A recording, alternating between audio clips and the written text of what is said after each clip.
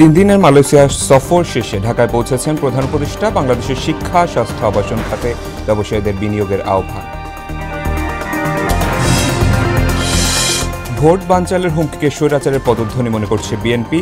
আগামীতে সিলেকশন না ইলেকশন চায় জামায়াত।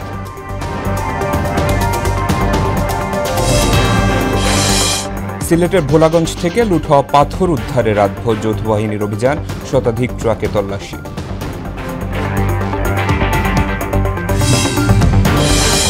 এবং ভারী বর্ষণ আর উজানের ঢলে বিপদসীমার উপরে তিস্তার পানি, খুলে দেওয়া হলো ব্যারেজের ৪৪ জলপ্রপাত।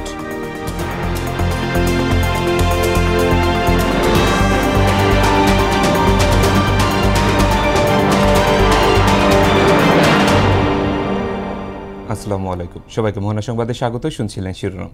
পুরো সংবাদে আপনাদের সঙ্গে আছি শেখ সাব্বির হোসেন। এবার বিস্তারিত। ৩ দিনের সরকারি সফর শেষে মালয়েশিয়া থেকে দেশে ফিরেছেন প্রধান উপদেষ্টা অধ্যাপক মোহাম্মদ ইউনূস। বুধবার রাত 9:15টায় তাকে বহনকারী বিমানটি হযরত শাহজালাল আন্তর্জাতিক বিমানবন্দরে অবতরণ করে। এর আগে দুপুরে সানওয়ে গ্রুপের প্রতিষ্ঠাতা চেয়ারম্যান জেফ্রি চেয়ারের সঙ্গে বৈঠক করেন প্রধান উপদেষ্টা। বৈঠকে তিনি বাংলাদেশের আবাসন, বন্দর, স্বাস্থ্যসেবা ও শিক্ষা খাতে বিনিয়োগের আহ্বান জানান। জবাবে চিয়া বলেন, তার প্রতিষ্ঠানটি অবশ্যই বাংলাদেশে ব্যবসার সুযোগ খুঁজে বের করবে।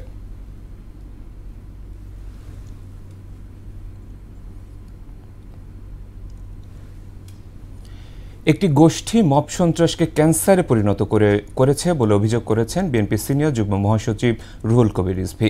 আর দলের স্থায়ী কমিটির সদস্য ডক্টর এস.জেড.এম. জাহিদ হোসেন বলেন, একটি পক্ষে নির্বাচন হতে না দেওয়ার হুমকিকে স্বৈরাচারের পদধ্বনি ও নির্বাচন বানচালের ষড়যন্ত্র হিসেবে দেখছে বিএনপি।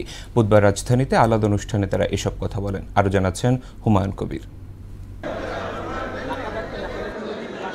বুধবার সকালে বিএনপির প্রতিষ্ঠাতা জিয়াউর রহমানের সমাধিতে শ্রদ্ধা নিবেদন করেন চিকিৎসকদের সংগঠন ডক্টরস অ্যাসোসিয়েশন অব বাংলাদেশ ড্যাবের নবনির্বাচিত কমিটির সদস্যরা। পরে সাংবাদিকদের সাথে কথা বলেন বিএনপির স্থায়ী কমিটির সদস্য ডাক্তার এস.জেড.এম. জাহিদ হোসেন। তিনি বলেন, ধমক দিয়ে নির্বাচনের অভিযাত্রা বন্ধ করা যাবে না। কোনো একক গোষ্ঠীর এই আন্দোলন নয়, কাজেই কেউ কোনো অবস্থাতেই ধমক দিয়ে বাংলাদেশের মানুষকে দাবিয়ে রাখবেন। ইতিহাস শিক্ষা দেয়, যারা ৭৩-এও ছিলেন তারাও যেমন দাবিয়ে রাখতে পারেন নাই, আর বিগত স্বৈরাচার অনেক গুম, অনেক শহীদ, অনেক পঙ্গুত্ব বরণ করিয়েছেন, তারপরও বাংলাদেশের মানুষকে দাবিয়ে রাখা যায় নাই। এদিকে গুলশানে বিএনপি চেয়ারপারসনের রাজনৈতিক কার্যালয়ে সংবাদ সম্মেলন করেন দলের আরেক জ্যেষ্ঠ নেতা রুহুল কবির রিজভী। মব সন্ত্রাসের বিরুদ্ধে ব্যবস্থা নিতে অন্তর্বর্তী সরকারের কাছে দাবি জানান তিনি। এমন আইন প্রণয়ন করা হোক, এমন দৃষ্টান্তমূলক শাস্তি ব্যবস্থা করা হোক যে কেউ যাতে হাতে আইন তুলে নিতে সাহস না করে, কেউ যাতে সংঘবদ্ধ হয়ে সে যদি অপরাধীও হয় তাকে তো হত্যা করে, বেআইনিভাবে হত্যা করার কোনো অধিকার নেই। কেন একটা উস্কানিমূলক কথার উপর সাই দিয়ে অনেক লোক এসে একজন মানুষকে হত্যা করে চলে যাবে? এই ঘটনা হতে পারে না। এটা একটা সভ্য সমাজের নমুনা হতে পারে না। অন্তর্বর্তীকালীন সরকার এই বিষয়ে কঠোর ব্যবস্থা করতে হবে। এই সময় 15 আগস্টে বেগম খালেদা জিয়ার জন্মবার্ষিকী উপলক্ষে কর্মসূচি ঘোষণা করেন রিজভী। তিনি জানান, কেক না কেটে বেগম জিয়ার রোগমুক্তি কামনায় নয়াপল্টনে বিএনপির কেন্দ্রীয় কার্যালয় সহ সারা দেশে দলের অফিস ও মসজিদে দোয়া ও মিলাদ মাহফিলের আয়োজন করা হবে। অনাড়ম্বর এই অনুষ্ঠান, কোনো কেক কাটা বা অন্য কোনো এর সাথে কোনো কর্মসূচি থাকবে না। শুধু তার দীর্ঘ জীবন কামনা করে এবং তার আশু সুস্থতা কামনা করে, তার রোগ মুক্তি কামনা করে আমাদের দোয়া এবং মিলাদ মাহফিল। হুমায়ুন কবির, মোহনা সংবাদ, ঢাকা। সংস্কার নিয়ে ধূম্রজাল সৃষ্টিকারীরাই নির্বাচন নিয়ে টালবাহানা করছে বলে মন্তব্য করেছেন জামায়াত ইসলামী আমির সৈয়দ আবদুল্লাহ আবু তাহের। জুলাই সনদ ও ঘোষণাপত্রের আইনি ভিত্তির মাধ্যমে আগামী জাতীয় নির্বাচন আয়োজন সহ 7 দাবিতে বুধবার আয়োজিত এক বিক্ষোভ সমাবেশে কথা বলেন তিনি। আর জানাচ্ছেন ওবায়দুল হক মারুফ। জুলাই সনদ, ঘোষণাপত্রের আইনি ভিত্তি এবং সেই অনুযায়ী জাতীয় নির্বাচন আয়োজন সহ 7 দফা দাবিতে বিক্ষোভ সমাবেশ করে জামায়াতে ইসলাম। রাজধানীর বিজয়নগরে আয়োজিত কর্মসূচিতে জামায়াত নেতারা বলেন, নির্বাচনে তাদের প্রস্তুতি আছে, তবে তার আগে জুলাই সনদের আইনি ভিত্তি দিতে হবে। এজন্য গণভোট আয়োজনের পরামর্শ তাদের। মানবিক সেবা আপনারা কি করেছেন? দেশ গঠনমূলক আপনারা কি করেছেন, এগুলো মূল্যায়ন পরিকল্পন জামাতকে ইনশাআল্লাহ আগামী দিনে ক্ষমতায় পাঠাবে। কোন রাজনৈতিক দল যদি রাজি না হয়, গণভোটের মাধ্যমে হলেও এই ঘোষণাপত্র এবং জুলাই সনদকে আইনি এবং সাংবিধানিক কাঠামোর আওতায় নিয়ে আসতে হবে। আর দলটির সেক্রেটারি জেনারেল রফিকুল ইসলাম খান বলেন, অধিকাংশ জনগণের দাবি অনুযায়ী পিআর পদ্ধতিতেই আগামী জাতীয় নির্বাচন হতে হবে। পিআর পদ্ধতি চালু হলেই জনগণের ভোটাধিকার নিশ্চিত করা যাবে। আর নিরপেক্ষ নির্বাচনের বাইরে কোন নির্বাচন, হাসিনা মার্কা নির্বাচন, খুদা মার্কা নির্বাচন বাংলাদেশের মানুষ আর করতে দেবে না। বাংলাদেশে সিলেকশন নয়, জামায়াত ইলেকশন চায়, এমন মন্তব্য করে দলের নায়েবে আমির সৈয়দ আব্দুল্লাহ মোহাম্মদ তাহের জানান, দেশের ৭১% মানুষ পিআরের পক্ষে। ৭১% লোক যদি পিআর চান, তাহলে আপনাদের বিরুদ্ধে করার কি অধিকার আছে? মেজরিটি মানুষের মত প্রকাশ এবং সেভাবে কার্যকরণের নাম হচ্ছে ডেমোক্রেসি। গণতন্ত্রের কথা বলে যারা জনমতকে উপেক্ষা করছে তাদের বিষয়ে সবাইকে হুঁশিয়ারি করেন নায়েবে আমির। বলেন, দেশে আরেকটি ১-১১ কোনোভাবেই কাম্য হতে পারে না। দেশকে অনিশ্চয়তার দিকে নিয়ে যাবেন না, জনগণের বিপরীতে দাঁড়াবেন না, আর একটি 111 ক্ষেত্র তৈরি করবেন না। সভাস্থল থেকে একটি মিছিল নাইটেঙ্গেল মোড় হয়ে প্রধান বিচারপতির বাসভবনের সামনে গিয়ে শেষ হয়। ওবায়দুল হক মারুফ, মোহনা সংবাদ, ঢাকা। সিলেটের ভোলাগঞ্জ পর্যটন কেন্দ্রের সাদা পাথর এলাকায় গত কয়েক সপ্তাহ ধরে নজিরবিহীন লুটপাটের ঘটনায় দেশজুড়ে চলছে তুমুল সমালোচনা। এরপর চুরি হওয়া পাথর উদ্ধার এবং নিরাপত্তা জোরদারের পদক্ষেপ নিয়েছে জেলা প্রশাসন। বুধবার মধ্যরাতে ভোলাগঞ্জ সড়কের প্রবেশ মুখে যৌথ বাহিনীর তৎপরতা দেখা গেছে। জাফলং, গোয়াইনঘাট এবং কোম্পানিগঞ্জের বিভিন্ন সড়কেও রাতভর অভিযান চালায় তারা। বিভিন্ন সড়কে একের পর এক পাথর বোঝাই ট্রাক নামিয়ে তল্লাশির পাশাপাশি চালক ও সংশ্লিষ্টজনদের জিজ্ঞাসাবাদ করা হয় এবং পাথরের উৎস যাচাই করা হয়। কয়েকদিন টানা বৃষ্টি ও উজান থেকে আসা পাহাড়ি ঢলে তিস্তার পানি বিপদসীমার ওপর দিয়ে প্রবাহিত হচ্ছে। সকাল ৯টায় পানি প্রবাহিত হচ্ছিল ৫২.২০ মিটার উপর দিয়ে। তিস্তার পানি বেড়ে যাওয়ায় নদীর তীরবর্তী নীলফামারীর ডিমলা উপজেলার পূর্ব ছাতনাই, পশ্চিম ছাতনাই, খগা, খড়িবাড়ি সহ ১৫টি গ্রাম ও চরাঞ্চল প্লাবিত হয়েছে। এতে প্রায় ৫ সহস্রাধিক পরিবার পানিবন্দী হয়ে পড়েছে। এদিকে তিস্তা ব্যারাজে ৪৪টি জলকপাট খুলে দিয়েছে পানি উন্নয়ন বোর্ড। তিস্তায় পানি বাড়ার বিষয়ে জানাতে লালমনিরহাট থেকে আমাদের সাথে সরাসরি যুক্ত হচ্ছেন আমাদের সহকর্মী সুমন খান। সুমন, জেলার নিম্নাঞ্চলে কি পরিস্থিতি দেখছেন জানাবেন আমাদের।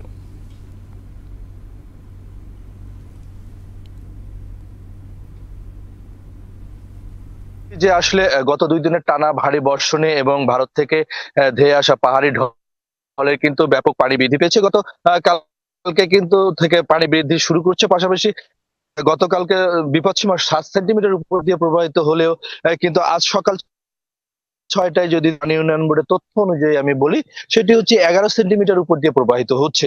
এই ১১ সেন্টিমিটার পানি প্রবাহিত হওয়ার কারণে কিন্তু বিশেষ করে যে প্লাবিত হয়েছে, তিস্তার তীরবর্তী অঞ্চলগুলো প্লাবিত হয়েছে, ঘর বাড়িতে পানি ঢুকে গেছে, তারা কিন্তু ব্যাপক বিপাকে রয়েছে। বিশেষ করে আমি যদি বলি যে আবাদি ফসলি ক্ষেত এগুলো কিন্তু তলিয়ে গিয়ে, পাশাপাশি যে এই কবলিত মানুষগুলো তারা কিন্তু ইতিমধ্যে আশ্রয় যে কেন্দ্রগুলো রয়েছে, আশ্রয় কেন্দ্রে তারা আশ্রয় নিয়েছে এবং পাশাপাশি পানি উন্নয়ন বোর্ড যেটি বলছেন যে পানি উন্নয়ন বোর্ড পানি বৃদ্ধি পেতে পারে এবং আরো ব্যাপক লোকজন পানিবন্দী হয়ে পড়তে পারে। বিশেষ করে লালমনিরহাট জেলার ৫ উপজেলায় কিন্তু যে পানিবন্দী হয়ে প্রায় ৫,০০০ মানুষ পানিবন্দী হয়ে পড়েছে। এখনো পর্যন্ত কিন্তু তাদের মধ্যে শুকনো খাবার সব এলাকায় নেই। এবং পাশাপাশি যদি আমি বলি যে জেলা প্রশাসকের পক্ষ থেকে কিন্তু বলা হয়েছে যে প্রকল্প বাস্তবায়ন কর্মকর্তা তালিকা প্রণয়ন করার কথা বলা হয়েছে। তারা কিন্তু তালিকা করছেন এবং পাশাপাশি তালিকা করার পর তারা শুকনো খাবার বা ত্রাণ পৌঁছে দিবে। তবে এখনো পর্যন্ত কিন্তু আমাদের পড়েনি যে এখনো পর্যন্ত কিন্তু তখন পড়েনি যে কোথাও শুকনো খাবার পৌঁছেছে। তবে পানি উন্নয়ন বোর্ড কিন্তু এই গেট খুলে দিয়ে পানি নিয়ন্ত্রণ করছে। বিশেষ করে যে গবাদি পশু পাশাপাশি যে মানুষের যে পানিরও অভাব রয়েছে, সব মিলিয়ে কিন্তু ব্যাপক বিপাকে পড়েছে এই বানভাসী মানুষরা। তো সাব্বির, এই ছিল লালমনিরহাট থেকে সর্বশেষ বন্যার খবর। জি সুমন, ধন্যবাদ আপনাকে। নদী সংস্কারের প্রকল্পে অনিয়মের অভিযোগ উঠেছে নাটোরের বনপাড়া পৌর প্রশাসকের বিরুদ্ধে। পাউবোর অনুমতি ছাড়াই পানি নিষ্কাশনের নামে বড়াল নদী কেটে ড্রেন করা হচ্ছে। এতে অস্তিত্ব সংকটে পড়েছে নদী, হারাচ্ছে গতিপথ। অনুমতি না নিয়ে কাজ করার কথা বললেন জেলা পানি উন্নয়ন বোর্ডের নির্বাহী প্রকৌশলী। মিজানুর রহমানের প্রতিবেদন, জানাচ্ছেন তাহসিন তারিন। নাটোরের বনপাড়া পৌরসভার জলাবদ্ধতা নিরসনে বড়াল নদীর প্রায় 5 কিলোমিটার অংশ পাউবো ও নদী কমিশনের অনুমতি না নিয়েই নামমাত্র খনন করা হচ্ছে। পৌরসভার এই ধরনের সংস্কারের কারণে নদীটি বর্তমানে নালায় পরিণত হয়েছে বলে অভিযোগ এলাকাবাসীর। ড্রেনেজ ব্যবস্থার নামে বনপাড়া এই যে নদীটা আছে, নদীটাকে সম্পূর্ণ মেরে ফেলানো হচ্ছে। আমরা নদী হিসাবেই এটাকে দেখতে চাই, আমরা কোনো ক্যানেল হিসাবে এটাকে দেখতে চাই না। এখানে যেহেতু ঘটনাক্রমেই হোক আর বা যে কোনো চক্রেই হোক, নদীর দুই ধারে বস্তি গড়ে উঠেছে। এই বস্তির মানুষেরও যেন সুব্যবস্থা হয় এবং এই নদীটাও যেন আবার প্রাণ ফিরে পায়, এটাই আমার দাবি। পৌরসভার উপসহকারী প্রকৌশলী জানান, শহরের জলাবদ্ধতা নিরসনে বড়াল নদীটি সংস্কার করা হচ্ছে। বড়ালকে যে হালকা সংস্কার বা হচ্ছে মানে পানি চলাচলের যে অবাধ, যেটা বাধাপ্রাপ্ত হয়ে আছে, এইটা যাতে সচল থাকে, এজন্যই আমরা এই কাজটুকু করছি। জেলা পানি উন্নয়ন বোর্ডের নির্বাহী প্রকৌশলী জানান, নদী খনন বিষয়ে পৌর কর্তৃপক্ষ তাদের কাছ থেকে অনুমতিপত্র নেয়নি। বড়াল যে খনন করার ক্ষেত্রে আমাদের কাছ থেকে অফিসিয়ালি কোনো অনুমতি নেওয়া হয় নাই। আর যেটা নদী খননকৃত মাটি, এটি যথাযথ প্রক্রিয়ার মাধ্যমে এটি নিলাম অথবা সরকারি কাজে ব্যবহার করা যেতে পারে। 6.92 বর্গ কিলোমিটার আয়তনের বনপাড়া পৌরসভায় প্রায় 30,000 লোকের বসবাস। তাহসিন তারিন, মোহনা সংবাদ।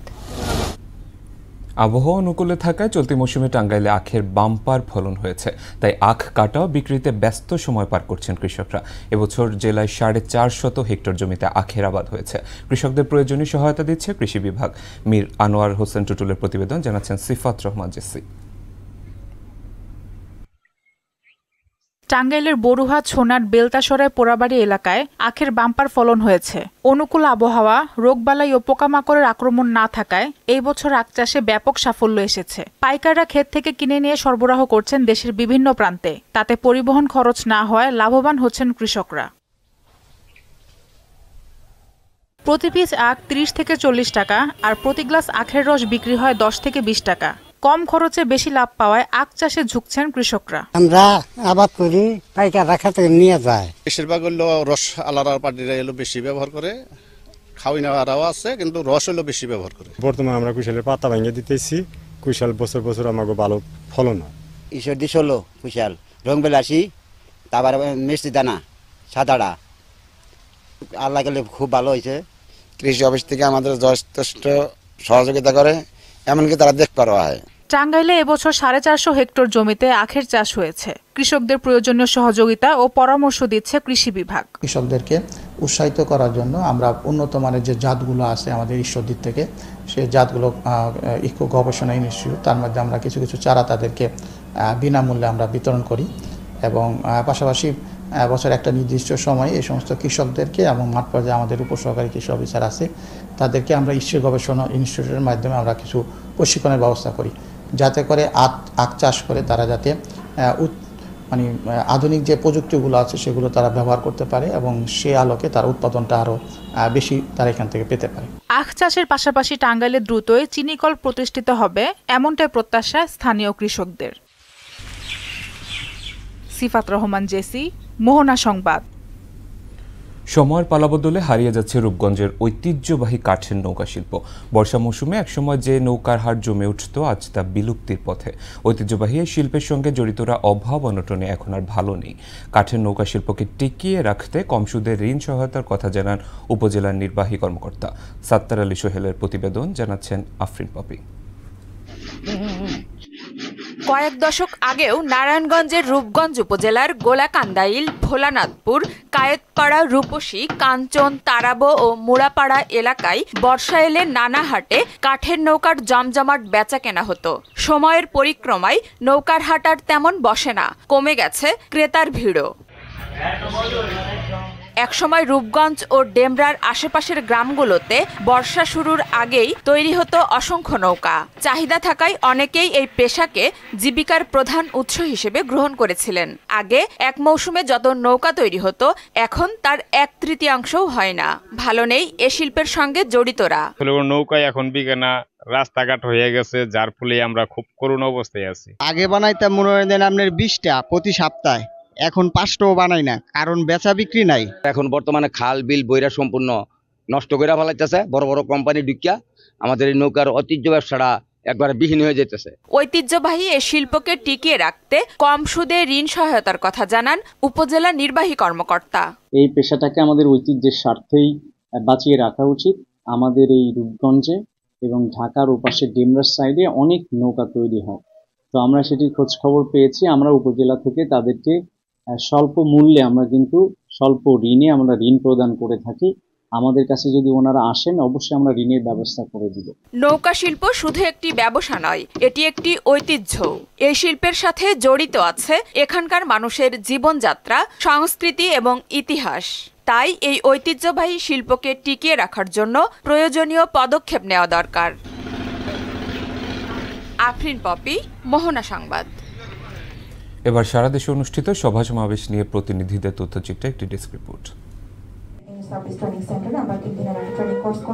বান্দরবানে নারী ও শিশু নির্যাতন মামলার বিভিন্ন ভিকটিমদের আইনগত সহায়তার পাশাপাশি মানবিক সহায়তা প্রদান করেছে জেলা পুলিশ। নাটোরে 7 দিনব্যাপী বৃক্ষরোপণ অভিযান ও বৃক্ষমেলার উদ্বোধন করেছে জেলা প্রশাসন। মানিকগঞ্জে শিক্ষার মান উন্নয়নে শিক্ষক, অভিভাবক ও গুণীজনের অংশগ্রহণে আলোচনা সভা অনুষ্ঠিত হয়েছে। ফরিদপুরের ভাঙ্গায় পশ্চিম পাত্রাইল সরকারি প্রাথমিক বিদ্যালয় মাঠে বৃক্ষরোপণ কর্মসূচি পালন করা হয়েছে। ময়মনসিংহে ত্রিশালে স্বেচ্ছাসেবী সংগঠন মিডিয়া ব্র্যান্ডের সহযোগিতায় মাদ্রাসার শিক্ষার্থীদের মাঝে শিক্ষা উপকরণ বিতরণ করা হয়েছে। মাদারীপুরে ইসলামী ছাত্র শিবিরের আয়োজনে এসএসসি ও সমমান পরীক্ষায় জিপিএ 5 প্রাপ্ত কৃতী শিক্ষার্থীদের সংবর্ধনা দেওয়া হয়েছে। জাতীয় পার্টির চেয়ারম্যান ও অন্যান্য নেতাকর্মীর নামে মিথ্যা মামলা প্রত্যাহার ও মব ভায়োলেন্স বন্ধের দাবিতে বিক্ষোভ মিছিল করেছে রংপুর মহানগর ও জেলা জাতীয় পার্টি সহ অঙ্গ সহযোগী সংগঠন। নওগাঁর মান্দায় খাদ্যবান্ধব কর্মসূচি বাস্তবায়নের লক্ষ্যে লটারির মাধ্যমে ডিলার নিয়োগ দেওয়া হয়েছে। ফরিদপুরে এসএসসি দাখিল ও সমমানের পরীক্ষায় জিপিএ 5 প্রাপ্ত কৃতী শিক্ষার্থীদের সংবর্ধনা দিয়েছে ছাত্র শিবির। চাঁপাইনবাবগঞ্জে সাংবাদিক তুহিন হত্যার প্রতিবাদে মানববন্ধন অনুষ্ঠিত হয়েছে। নাটোরের গুরুদাসপুরে প্রধান শিক্ষকের বিদায় সংবর্ধনা অনুষ্ঠান অনুষ্ঠিত হয়েছে। নারায়ণগঞ্জের সিদ্ধিরগঞ্জের গোদনাইলে নাজিমউদ্দিন ও তার বাহিনীর বিরুদ্ধে হয়রানির অভিযোগে সংবাদ সম্মেলন করেছেন ভুক্তভোগী প্রবাসী মর্জিয়া খাতুন। বগুড়ার সোনাতলায় উপজেলা প্রশাসন ও যুব উন্নয়ন অধিদপ্তরের আয়োজনে জাতীয় ও আন্তর্জাতিক যুব দিবস পালিত হয়েছে। সুনামগঞ্জের বিশম্ভরপুরের ফতেপুর ইউনিয়ন বিএনপির আহ্বায়ক কমিটিতে ত্যাগীদের মূল্যায়নের দাবিতে বঞ্চিতদের বিক্ষোভ মিছিল ও মানববন্ধন হয়েছে। সিফাত রহমান, জেসি, মোহনা সংবাদ। এবার আন্তর্জাতিক প্রসঙ্গ। ইতালির দক্ষিণাঞ্চলীয় দ্বীপ লাম্পেদুসার উপকূলে অভিবাসন প্রত্যাশীদের বহনকারী একটি নৌকা ডুবে অন্তত 26 জন নিহত হয়েছেন। নিখোঁজ আছেন আরও 12 জন। 100 যাত্রী নিয়ে বুধবার লাম্পেদুসার কাছাকাছি নৌকা ডুবির এ ঘটনা ঘটেছে বলে জানিয়েছে জাতিসংঘের শরণার্থী বিষয়ক সংস্থা UNHCR। এরই মধ্যে 4 নারী সহ আরও 60 জনকে জীবিত উদ্ধার করা হয়েছে। ইসরায়েলি বিমান হামলায় গাজায় আরও শতাধিক ফিলিস্তিনি নিহত হয়েছেন। এর মধ্যে শুধু গাজা সিটিতেই মৃত্যু হয়েছে 61 জনের। এছাড়া মানবিক সহায়তা নিতে গিয়ে 24 ঘন্টায় আরও 37 জন মারা গেছেন। বৃহস্পতিবার এক প্রতিবেদনে তথ্য জানিয়েছে সংবাদ মাধ্যম আল জাজিরা। এদিকে গত 24 ঘন্টায় ইসরায়েলি অবরোধ, ক্ষুধা ও অপুষ্টিতে 3 শিশুসহ অন্তত 8 জনের মৃত্যু হয়েছে। ফিলিস্তিনি স্বাস্থ্য মন্ত্রণালয়ের তথ্য মতে উপত্যকাটিতে আগ্রাসন শুরুর পর থেকে এ পর্যন্ত অনাহারে মৃত্যুর সংখ্যা দাঁড়িয়েছে 235 জনে। শেষ করব মোহনা সংবাদ, যাবার আগে শিরোনামগুলো আরও একবার।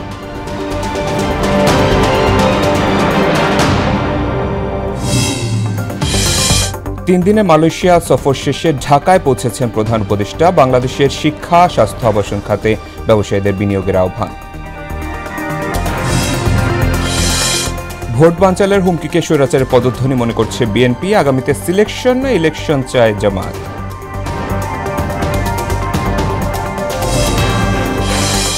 সিলেটের ভোলাগঞ্জ থেকে লুঠা পাথর উদ্ধারে রাতভর যৌথ বাহিনীর অভিযান, শতাধিক ট্রাকে তল্লাশি।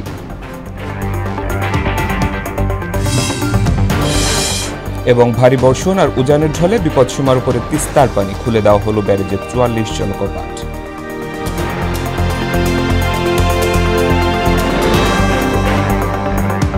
এই ছিল মোহনা সংবাদে। মোহনার পরবর্তী সংবাদ দেখবেন দুপুর 1টায়। এর আগে সকাল 11টায় দেখবেন সংবাদ এক নজরে। মোহনার সবশেষ খবর জানতে ভিজিট করুন www.mohana.tv। সংবাদ দেখতে পারেন মোহনার ফেসবুক এবং ইউটিউবে। এতক্ষণ সঙ্গে থাকার জন্য ধন্যবাদ সবাইকে।